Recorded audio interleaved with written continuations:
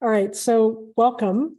My name's Marie Chiasson. I'm the director of the fellowship at the Andrew Weil Center, and I am going to lead us today in a heart center meditation.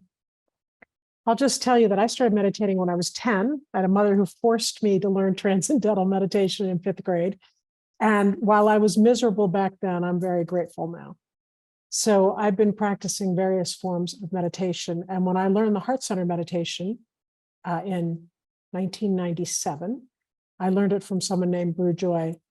I was hooked because of all the meditations I've done, and I've done a fair amount of types of meditation. This is the one that I found the easiest, the most transformative, and in some ways the deepest. And I'll let you know that when I meditate with people, either patients or clients or friends or our fellows especially, I often hear, I can't meditate and I could do this one, which just thrills me because research shows that really only about 15% of us can meditate well, coming from the US or the West. We don't know how to clear our minds. And so I like mindfulness, and I like transcendental meditation, and I like Vipassana and other forms of meditation, but this is the one that is my go-to for healing. I think it's the most healing meditation. So I use it for myself personally. I also use it when people are going through healing crises or if they want to learn how to meditate. This meditation's over 4,000 years old. It's in multiple traditions with a few little tweaks. Some of this can be found in Buddhism and in other older forms of meditation. I learned it from Dr. William Brew Joy, who was my teacher. And yet you can find these same attributes in most traditions. It's based on the heart. The heart center is here. It's a communal state of consciousness. It's associated with the 4th chakra, out of Ayurveda. So you can tell right away that this, if you put your hand here, this is the seat of personal affection. This is where we put our hands when we go, oh, look how cute the baby is, or, oh no, what happened, right? That's personal. It's personal seat of affection, personal love.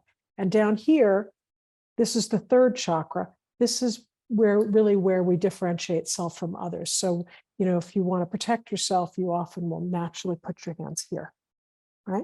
But the heart chakra is right here. It's right between the 2 breasts. It's at nipple line.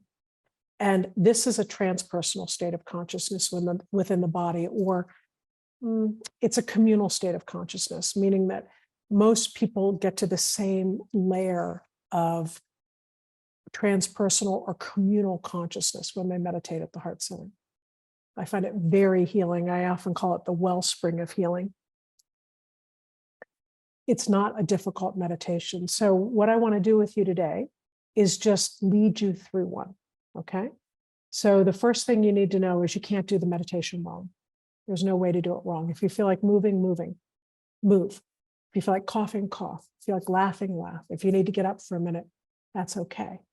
I will tell you that in the beginning of any meditation, we drop into meditation, and about 15 seconds in, there's that impulse to walk away. Try to breathe through that. But if you find something distracts you later in the meditation, it's okay. Just bring yourself back to the heart center when it's time to come back to the heart center. It's not about sitting still and observing your thoughts. This is about how much love you can generate in the short period of time we're together. So the heart center is the teacher. And so it's how much love we're going to be able to generate together in this 20-minute meditation. And I have to tell you, over and over, people say to me, I'm so glad you let me move during the meditation, because they imbue authority upon me for leading the meditation, but it's the meditation that's the teacher. So moving, I trust the body. I used to call this the coughing meditation, because as the energy comes up into the heart center and opens, sometimes people do cough a little bit when it comes here, and that's okay. Sometimes people will cry. That's okay too. So whatever happens is okay. Don't force yourself to sit still. That's a different kind of meditation. I've done those 10-day retreats where you have to sit still. That's not what this one is. It's how much we can create together. All right, the second thing I want to tell you is that to help the body switch into the state of consciousness of the heart center, we use a hand position, okay? And you can use this with me or not use this with me. You choose. I would suggest you start with the hand position, and then if you don't like it, you can drop your hands in your lap with your thumbs touching. So if you don't want to do it, then keep your hands in your lap with your thumbs touching, helpful. But we'll begin with a hand position. So what I'm going to do is I'll start by inducting you into the hand position and the attributes of the heart center. There are 4 attributes which you can use as a mantra. The way I do it is I breathe with each breath, I repeat one of the mantras. Don't struggle to remember all 4, just whichever one comes in. So I repeat one inside with each mantra, and you'll find your way into it. And I'm going to play a piece of music 3 times. It sounds like the same piece of music. It's not. It's a little bit different. The music is by a gentleman named Karanesh, and it's called Heart Chakra Meditation. And he has this piece of music 4 times. So you can do 6 minutes, 12 minutes, 18 minutes, 24 minutes, really easy. If you like to meditate in silence, you can just turn the volume down. I won't play it too loudly. But I think he's particularly good at touching in on the heart center in this meditation. So I like to play the music. And also that way I don't have to use a timer. So I'll reinduct you after the first piece of music and the second piece of music to see if we can go deeper. Okay, I think that's it. So the hand position looks like this. One hand here and the other over with thumbs touching. And this creates a circuit of the heart center. And so you just rest your hands here. When I first started meditating, I would effort to keep my hands here. You don't need to, you just rest them, sort of press up against yourself. You're holding yourself at the heart center. And from here, you can already begin to see that we're switching states. You start to feel a little differently. And then to augment it, you begin by practicing the art of compassionate touch, touching your own body as if you were touching the most amazing thing you ever had the opportunity to touch. So seeing your hands full of gratitude and awe and reverence. So touching your own body as if you were touching a newborn or your beloved or a sacred relic, as if you were touching the most amazing thing you could put your hands on. And I mean, perhaps that's true. The body's extraordinary. So you just begin by sending some gratitude or compassion or reverence into your own body. And I think from here, the meditation's already started, really.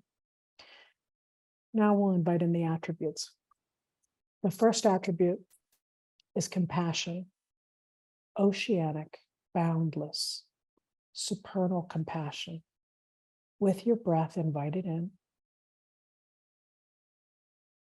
Invite it in or activate it so we can embody it together and see how much we can create while we're meditating. Compassion. Use image or word, whatever works for you. The second attribute, innate harmony. Innate harmony. It's the still point. It's the calm in the midst of chaos. It's the eye of the hurricane. Just invite it in or activate it. Ask it to come in and join.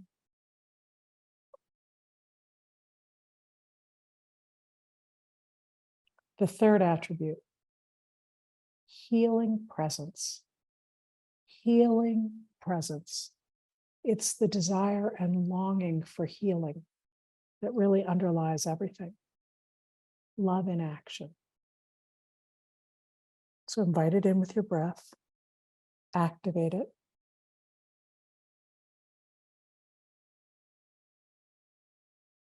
And the fourth attribute, unconditional love. Not personal love, the way we love our families, but unconditional love. It's really reverence and awe for this moment exactly as it is. And if you have a religious tradition or a face of a deity that is meaningful to you, invite that in too. Unconditional love.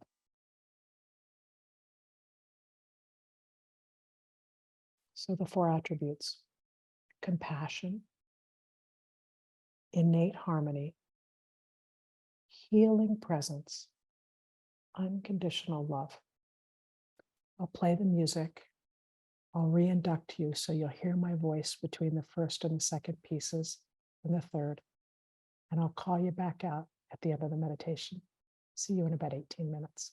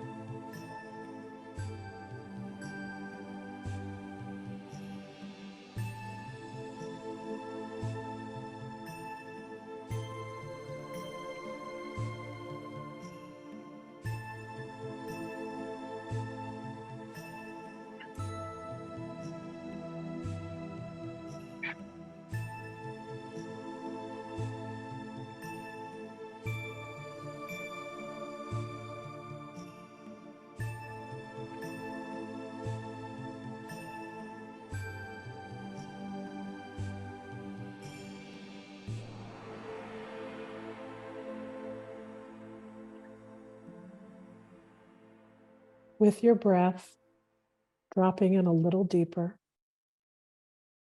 Compassion, innate harmony, healing presence, unconditional love.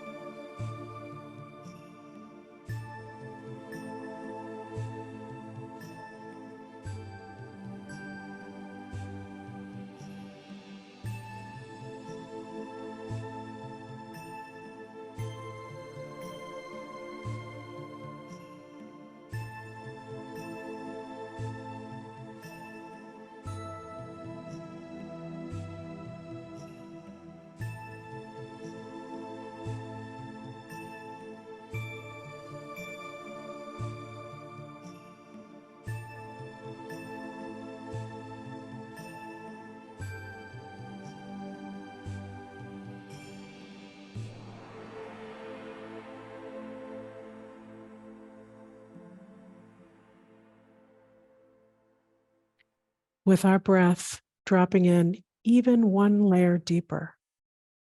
Let's see how much more of this love we can generate or create together for one more round of music. Compassion, oceanic compassion, innate harmony, the calm in the midst of chaos, healing presence, love in action, and unconditional love, reverence and awe for everything exactly as it is.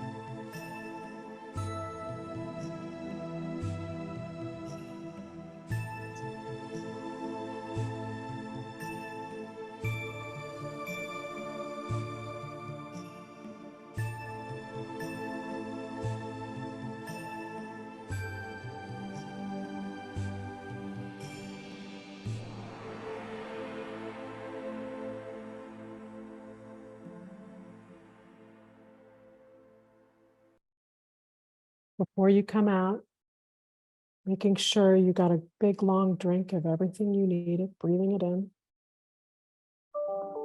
And also practicing the art of collapsing time and space, sending a little bit of whatever you're in touch with to some point in the next few days when you may need it.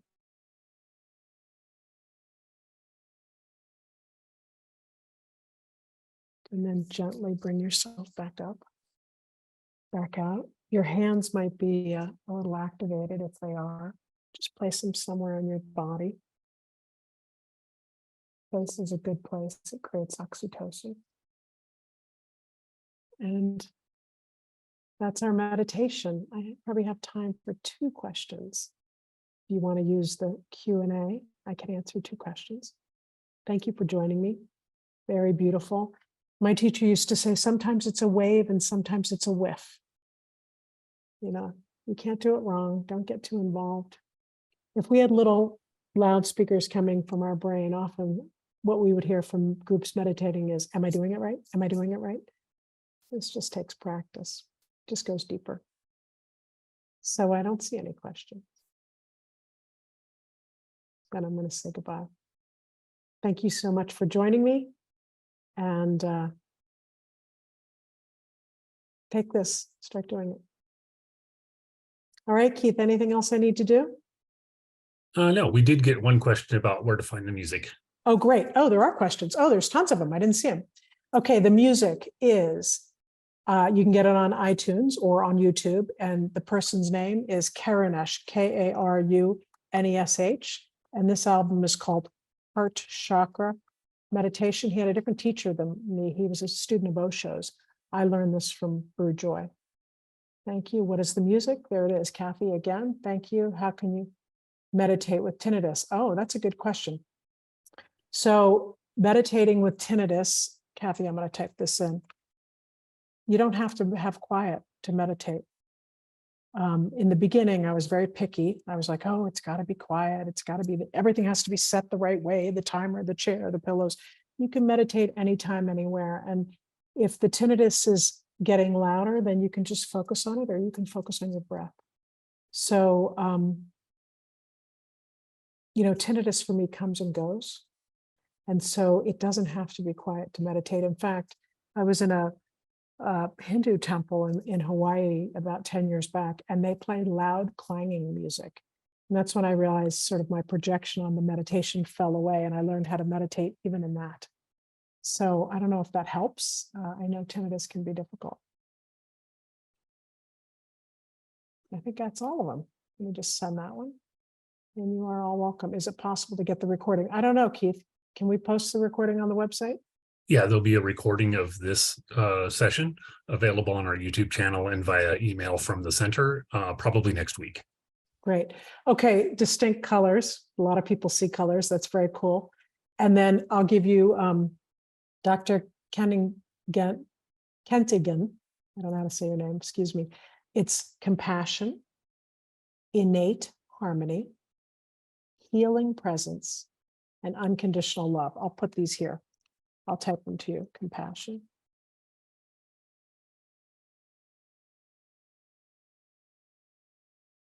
And you can find this in whatever I've written, but also anything that Dr. Brew Joy wrote. And again, these are really similar to the ones that are 4,000 years old from Buddhism, and also in some of the meditations from Ayurveda. Okay, I think that's all of it, Keith. Great. Thanks, Anne-Marie. Thank you. Bye.